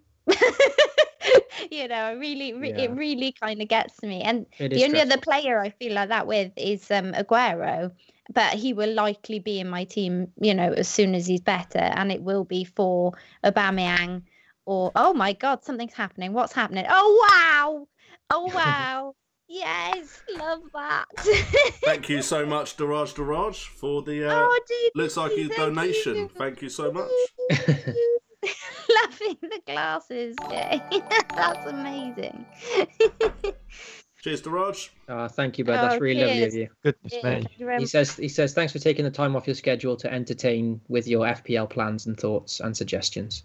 Thank you, bud. Really appreciate that. Thank you, mate. Hope you're well. Thank you very much. Yeah.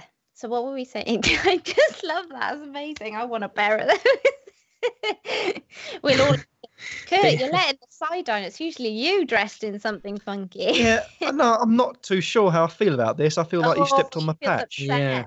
Oh dear. He's actually me with next week. Diss track J&O coming soon. You guys, you just wait. Think of the views. Think of the views. He stole the thunder off my specs as well. Mine haven't got LEDs in mine, so thanks for that. My glasses are rubbish now. Yeah,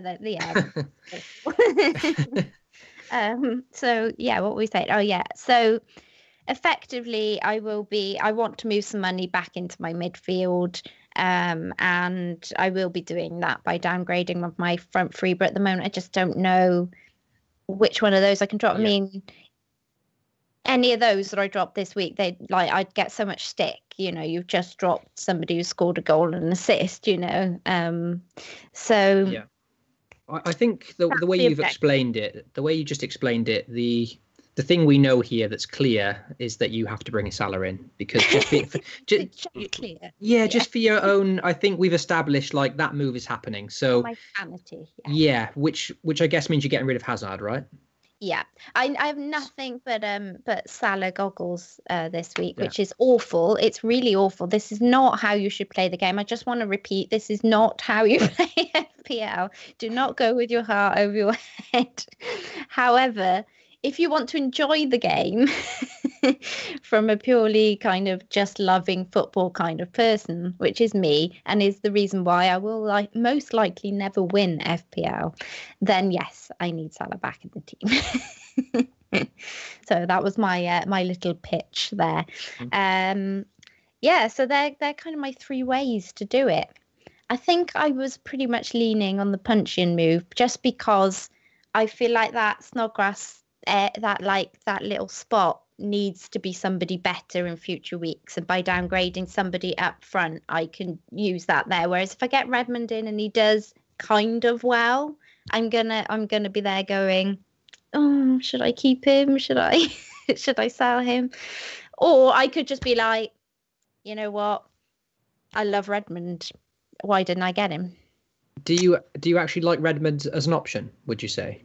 Or is he just kind of like the best of a bad bunch at that price? I think he's one of these names that have come up this week where everyone's like, he's a really good option as like a fifth midfielder, and you start going, oh yes, look at all those lovely stats that, you know, that start telling me how brilliant he is and that I should have him in my team. Yeah, and then 2 goals, 1 assist in the last 4 games. See, it's stuff like that that makes you start. Yeah, and I like that. I do like the Redmond move actually, because we've just established that Southampton haven't really got any forwards to play. Redmond is probably going to be asked to play forward, maybe as a striker, or at least he's going to be relied upon to get more goals, if you like. Mm-hmm. And the fixtures look good too. So Leicester away, tricky, but not the worst. Everton at home, leaking goals. Crystal Palace at home after that. So 2 home games in the next 3. Then they've got Burnley and Cardiff after those as well. So there's 5 very nice fixtures there. So a good option, I think. Do we think it's a little bit fluky, though? Has he not just been a little bit fluky? Well, is he just going to do a Snodgrass on me? Do you know what I mean? I'm not just going to get him in. He's going to score me like 1 goal or get me like 1 assist and then do nothing. I don't know. I mean, look, if they didn't have a change of manager, then you would say, yeah, he's got 2 goals in the last 4, a bit of a flash in the pan, like he just had a couple of good game weeks, a bit fluky. But it's under a new manager, so maybe he's enjoying life under Hasenhüttl, if I pronounced that right. So yeah, 2 assists, 2 goals. And then kind of just tempted to call him Hootenanny every single time. He's a new year. He's a Hootenanny. I don't even know what is a Hootenanny? What is that? That. It's. I think it's Scottish for New Year. It's Jules Holland always has a Hootenanny every year on BBC Sounds like Two. A grandmother It's working a party. in Hooters. Completely different thing. Okay. Moving back to FPL. So with Redmond, his last 2 games were against Man City and Chelsea, so 2 blanks there. Maybe he didn't even play against Man City, did he? Oh no, that was Ings. Hang on, I clicked the wrong player. But yeah, Southampton played against Man City and Chelsea the last 2. So against Huddersfield and West Ham, Redmond got goals and an assist against Arsenal. So yeah, since the new manager's taken over, he's playing better, and they haven't got any strikers at the moment, or very, very few. So maybe Shane Long will come in for this game. I don't know, but Redmond will probably be relied upon to get goals, and I do rate him. Like, he is a better goal scorer than he's been the last year or 2. Like when he was at Norwich, for example, he was getting a lot of goals there. I remember him in FPL at Norwich, and he was a really good option. I was talking to Lucy Hydenet, who is kind of really good on a Southampton, and she was liking the Redmond thing as well. So I very, very tempted by that move. There is a little bit of me going, I sell Snodgrass against Arsenal, and you know exactly what's happening. You know what I'm saying? Do it. I've got him. No. Wait, how can I bring him in?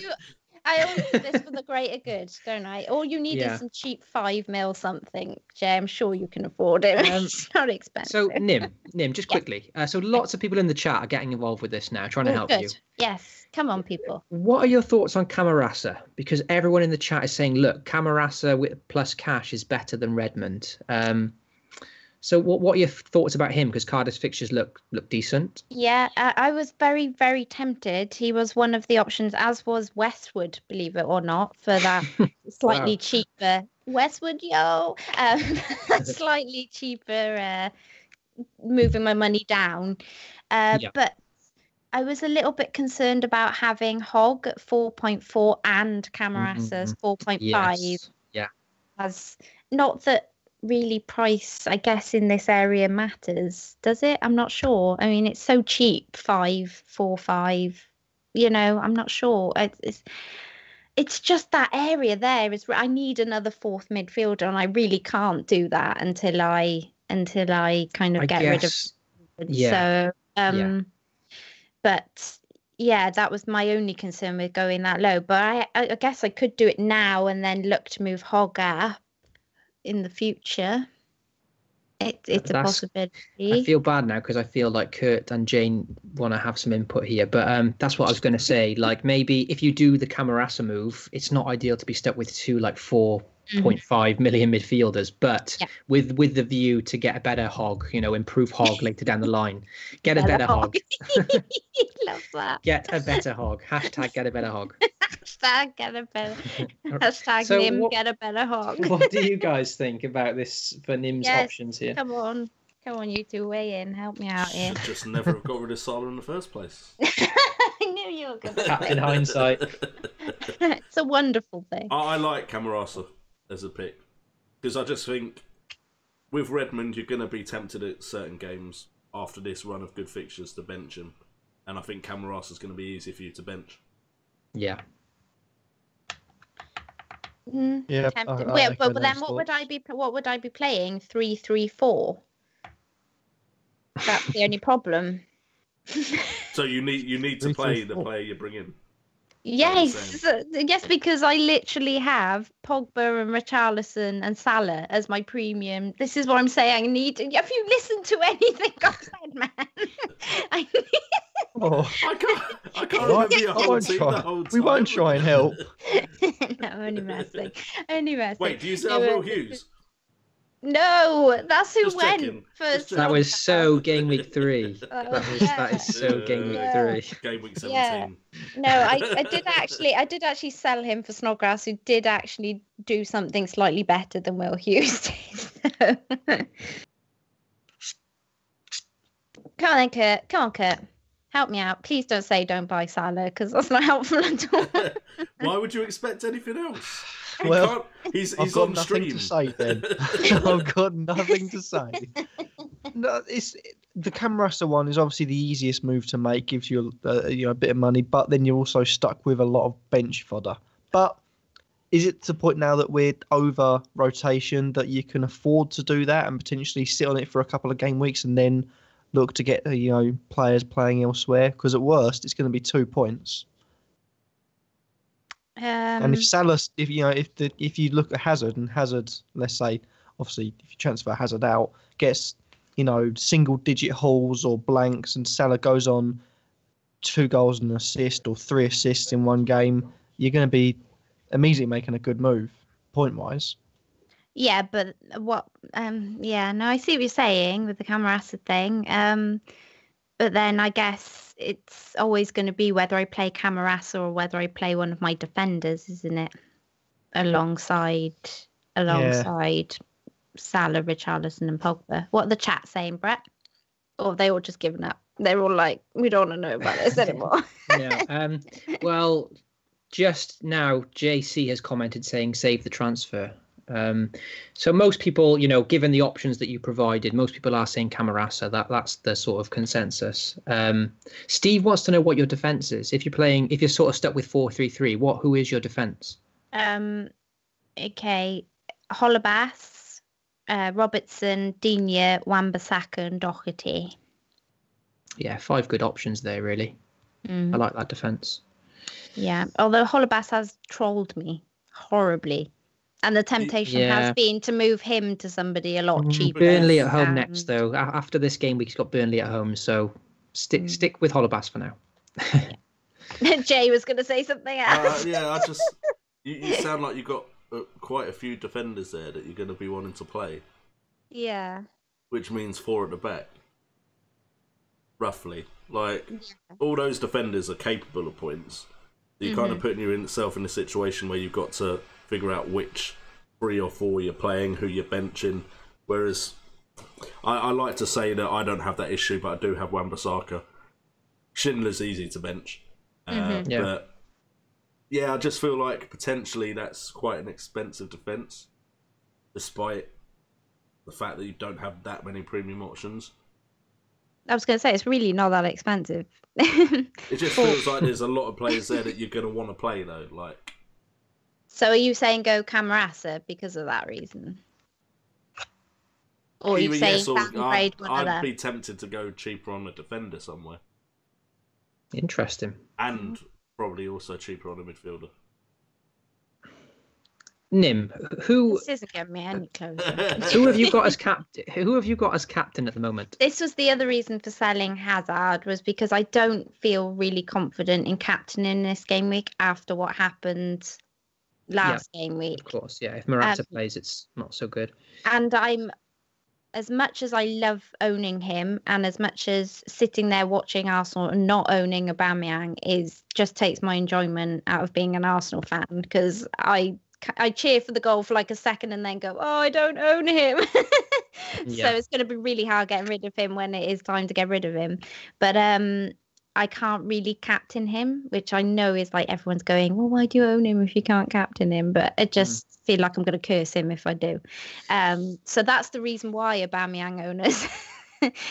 So it would be on Kane if I just left it as it is. Which is like, I expect a goal maybe from Kane, but I'm not loving life at that captain choice, to be honest. Whereas I would bring Salah straight in and captain him, although I know about Brian's defence, I'm probably only going to see the same return, so it's probably just psychological. So I know you're keen to make this transfer on stream. Don't talk me out of it. Go on. I listen. What I like, this might sound like the most obvious thing to anyone watching and to you guys, but what I like to do, if I've got like a big move on the cards where I think I'm going to bring in a player, I like to get a pen and paper and write down my team for the following game week to see what team I'm going to have, and to make sure I'm happy with it. So before you make these moves, maybe write down what your potential team could be for the next game week and maybe the game week after, because I like to kind of have that plan in place where I think, oh, I like the look of that team and that team just from making this move, Yeah, you're in a tough spot because you really want Salah. Yeah. I just think I don't want to say don't get Salah, because if he does go big against Brighton, then that would be really hard for you and harsh, but I would find it hard to drop Hazard for Newcastle, and you've got Aubameyang to captain as well. Brighton away, they could try and frustrate. They're good at home. I'm not trying to talk you out of getting Salah. Like, please do it. No. I completely understand. I mean, you're not saying anything that people haven't said to me all week, if I'm honest with you. Yeah. It's just, I think this is almost part of the reason as well why I'm doing it, is because I feel like it's not just me this week. There's been a few others, quite well-known people in the Twitter community this week that have really struggled to know what to do and what transfers to make. And we've all been asking a lot of questions because we're a community and we like to get help from everybody and help each other. And I think what's become very apparent to me is that I'm swayed very easily, and that over Christmas I was swayed way too easily with my transfers, far too easily, by people that I felt were better than me. I know that sounds almost stupid, but better ranks, better ORs, better histories, and so your kind of instant reaction is, they've done really well, so if they've saying that, I should do that. And to be honest, in all reality, I'd be sat here with Salah now if I hadn't listened to a fair few of those people. And I'm not saying that don't listen to any of us or don't take the advice on board, but what I'm saying is that in all of this, there is this big thing to lose your gut feeling, your kind of your initial reaction to things, or to correct a mistake that you've made. You can tend to not do it, because the problem is here, as I'm finding with my front three, is that there are always fixtures. There are always fixtures for the people you want to keep, if you see what I mean, or that you should be selling.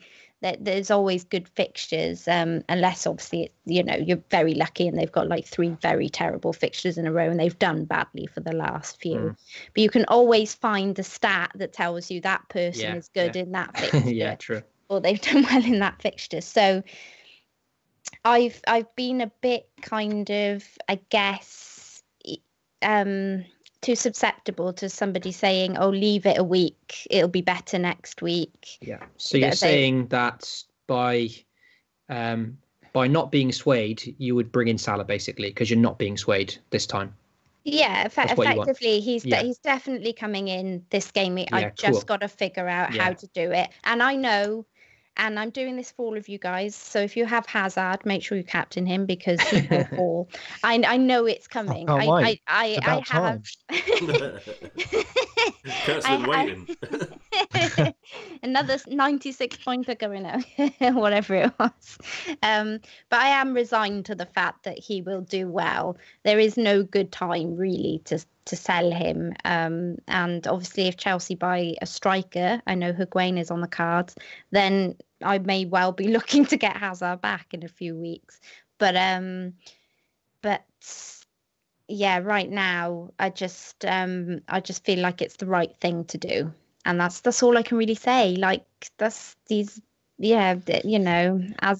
we still have to live with our decisions at the end of the day, and the problem is I haven't been able to live with half of my decisions over Christmas because they've been other people's decisions. They haven't been my own. Well, look, you can't be too hard on yourself with decisions over a period where the fixtures are that congested, because everyone is going to miss stuff.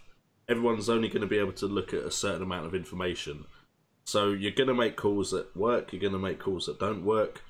To be honest, part of me thinks that kind of period where you've got a day to make your decisions, a lot of it comes down to luck. Yeah. So anyone that has dropped in rank over that period, there's plenty of people that have done it. You're not alone. It was lucky certain people brought in certain players. Rotation, certain players just adjusting better to fixtures very quickly than other players. It's going to be hard. I completely did not see Ricardo Pereira for the whole of the Christmas fixtures. Then as soon as I had a week to properly look into everything, I was like, why have I not seen this guy? Why have I not been thinking about him? Like, I had no plan to bring him in Game Week 27. Whereas Brett said he saw it and was thinking, Game Week 27, I'm thinking about bringing him in. I didn't know he existed. He was scoring goals. I just didn't notice. Like, because there's so much going on so quickly, and you're doing your own thing, Christmas, New Year's. Game week 27. Game week 27. Game week 27. I'll be hearing that in my sleep tonight. Oh, cool. Well, that's probably enough about me anyway. So yeah, as disappointing as it'll be, then I guess I ought to write down my team for next week, as Brett suggested, and the week after, and have a think about whether it will be Redmond, Camarasa, or even Punchin. But Salah will definitely be coming in, so you can all sleep well, Hazard owners, and those that are not should probably be looking to buy him in. Because he will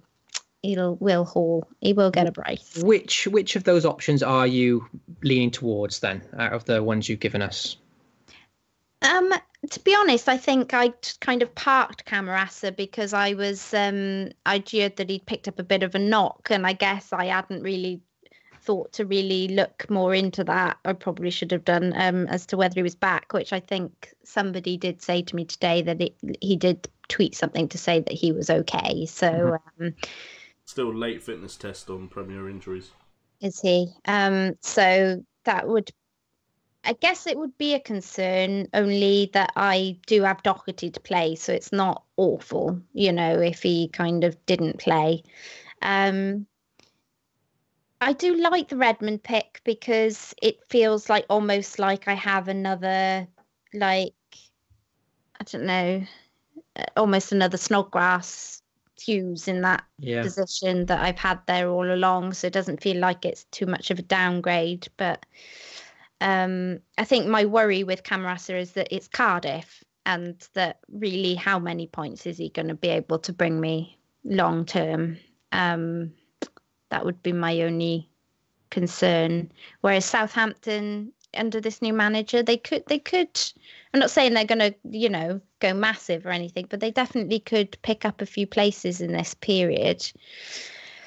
And then there was just the thought, just kind of get Punchin and just, it's just bench fodder for another bench fodder, and then worry about those other things later on, where that's kind of really where I was leaning was mostly with the Punchin thing, for that reason, that it would be a couple of little extra pennies in the bank and then worry about it later.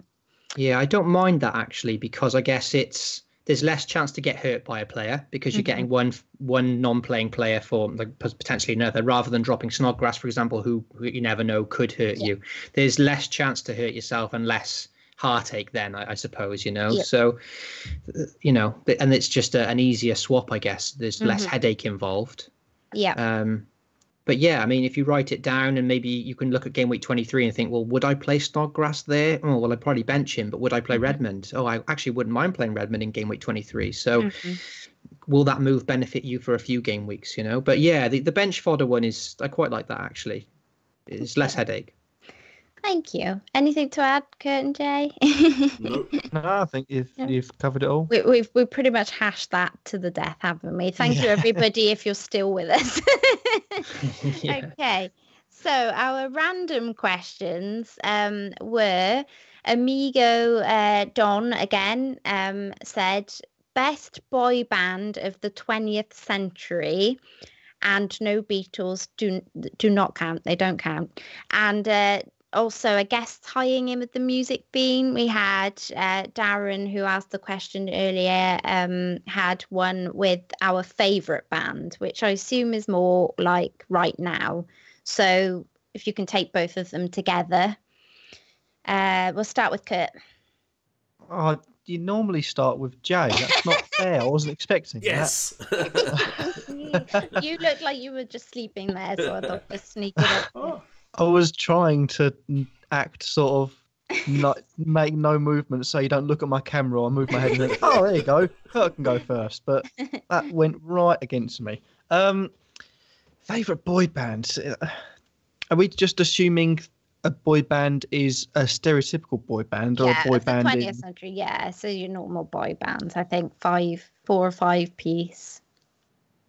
I say hopefully I've got the right era. I always get 20th and 21st mixed up. Can't go past Backstreet Boys, surely. If I've got them in the right era. You have. Yeah, you have. Okay, that's the first thing. It's also one of to mine, make sure. So, you know. And what about your favourite band now at the moment? Oh, at the moment, I'd have to say, I was about to say something really stupid. I'll give $5 PayPal. Only now? Hey, there's no need for that. Sorry, dude. I'll give £5.21 on PayPal if they know who my favourite band is, which is Goggle Bordello. No one will have heard of them, but I'm really into them at the moment. So yeah, Goggle Bordello. British band. I thought they were Gorgo everywhere. Bordello.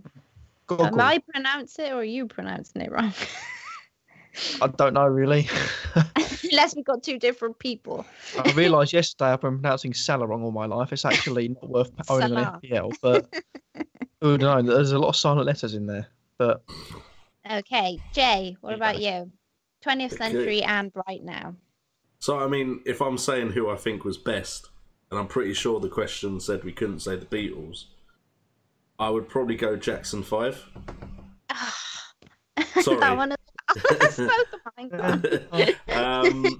but if I was saying my favourite from that era, I'm not sure if they were just the beginning of the 21st century, but I loved Blue as a kid. Absolutely loved them. So, and as far as now, I don't really listen to music now. I'm too busy with FPL.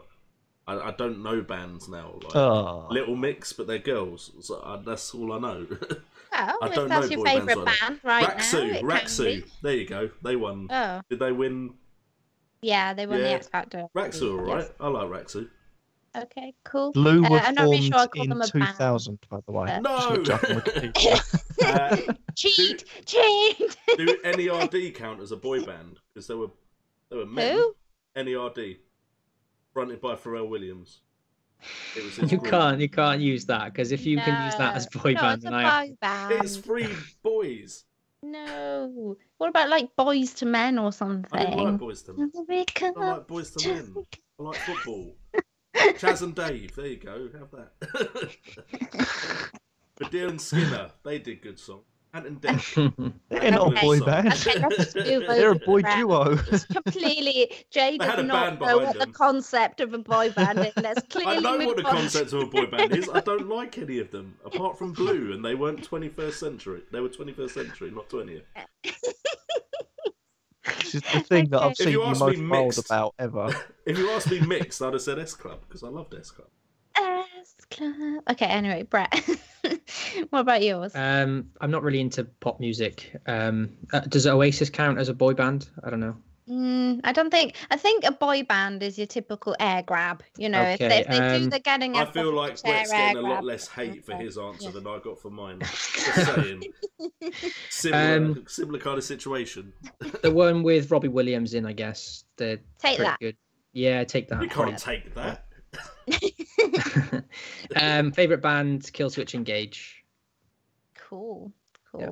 Well, most of mine would be stolen. I mean, would have said Jackson 5, and then I would have said Backstreet Boys, and then I would have said Take That. Yeah, so all three of those have gone. Can I have NSYNC? Yes, There you you can have That'll NSYNC. do. There you go. Oh, jeez. Such a simple question you made so hard. I didn't want to say NSYNC. If I could say favorite, Then the other one I know. if I could say favorite band of all time, it would probably be Queen. But right now, I would say Muse. Probably quite like Muse. Nice. Yeah, good choice. So, okay, and then I know that Jay, you had one, didn't you, that you wanted to ask us all about our. Well, I don't personally think using the term New Year's resolution is worth it because so many people quit in January. But what are your goals, your targets for 2019? And Happy New Year, guys. I didn't say it in the intro, and I meant to. Yeah. Happy New Yes. Year. Oh, And then I thank saw Brett type it in the chat, and I was like, damn it, I knew I forgot something. Well, mine is to get Salah back in my team, which will be done tonight, so I ain't breaking any resolution. I'd give up that resolution. And probably to be a bit less hard on myself because I'm very, very tough on myself. So yeah, I probably should be a bit nicer to myself, I guess. What about you, Kurt? Got a few non-FPL related. Just want to lose a bit of weight, get myself in better shape, that sort of stuff. FPL related, try not to mention Salah as much. It's entertaining for a while, then I realised about 50% of me talking on most streams is just Salah related. And for a man that doesn't own Salah, doesn't want to own Salah, I'm going to start having the police knocking at my door. Thinking, like, what's your obsession with this man? If you don't like, stop talking about him. Maybe if you just bought him, you wouldn't talk about him as much anymore. No, but if FPL related, I've got to start going with decisions that I talk about. Something that I've done since I started doing YouTube on FPL for so many years ago. I'd talk about a transfer that would be really good. I wouldn't end up doing it. I'd do something else, and that transfer would end up forking in quite a few points in the future game week. So I've got to start. If I think something's going to be good, I'll speak about it. I've just got to go with it rather than doing what I did today, which was think about a good transfer and then bottle it and go for a safer option. So, yeah, there you go. Okay. Brett? I don't know, really. I guess my resolution would be to focus on the YouTube channel, obviously, and just keep working hard with that. And from an FPL perspective, I think just not let FPL affect my mood as much as it does a lot of the time. Just try and take a breath and get a bit of perspective on life, and that it doesn't. It's not the end of the world if I have a bad game week or stuff, because that's something that I struggle with sometimes. Put a lot of pressure on myself, and it's only a game at the end of the day, as much as we love it. So, yeah, that would be my resolution, just to not take it so seriously with myself. Can you remind me of that when Hazard scores? Yeah, this week? I will. Jay, and yourself, back to your own question. Mine is quite simple. It's just literally take it a day at a time. Make sure in a day I do at least 2 things that I feel are worthwhile of my time, moving me towards numerous goals that I've already set myself well before 2019. So that would include YouTube channel. That would even include stuff like if I just sit down and play a board game with my daughter, or just not taking a day and just going, you know what, can't be bothered today, I'm not doing anything. Every day, 2 things that move me towards one of my goals in life. Cool, that's pretty cool. Okay, did we have any reaction to that in the chat before we go to the polls? There was one I noticed. Yes, there was one comment. Come on then. Is it? We is it would me? need to stick to FPL. I'll leave it at that. Yeah. There was a little bit of frustration that we're not talking about FPL. Oh right, okay. I mean, we Well, only talked about it for an hour and 45 minutes. Yeah. Cool. Okay, so then to the polls, which are FPL related. Okay, so we put the polls as topics that were related to some of the questions we discussed today. One of them is Hazard a better choice than City midfielders? I personally voted yes, as I said when we actually were talking, but 64% say no. They think Hazard is not a better choice than City midfielders. They think we should still go with City, despite what's happened over the Christmas period, which is very interesting. Who to captain for Game Week 2? We always have the captaincy poll. Salah has won by 62%. That's over Hazard, Aubameyang and Aguero. No one voted for anyone else. And then Salah or Kane as captain for the rest of the season. 82% said Mohamed Salah. Only 17% on Kane. So that's a bit of a landslide. I think that's probably the biggest landslide we've had in any poll on the WildCats streams. So, wow, yeah, nice. very interesting Brilliant. stuff there from you guys. So thank you for voting in the polls. Thank you very much. Yep, and cool. If you'd like to wrap up, then Jay, we'll leave people to after our awful ban talk. But I didn't get worked up about the band talk anyway. So, guys, thank you so much, of course, for joining us on our first stream for 2019. We all hope you have a great new year. Let us know about your goals. You know where to get to us on Twitter. It's at FPL WildCats. So feel free to message us on there. Also, if you are new to this stream, consider subscribing to the channel. Please like the video. The replay of this will go out very shortly after this stream ends. So check that out if you have missed anything. Good luck in Game Week 22. And that is it. So also thank you Daraj for the super chat / sponsorship. And the glasses will come out for the next one. And I think some people noticed something else that happened, but we'll keep that under wraps for now. Anyway, thank you guys. See you later.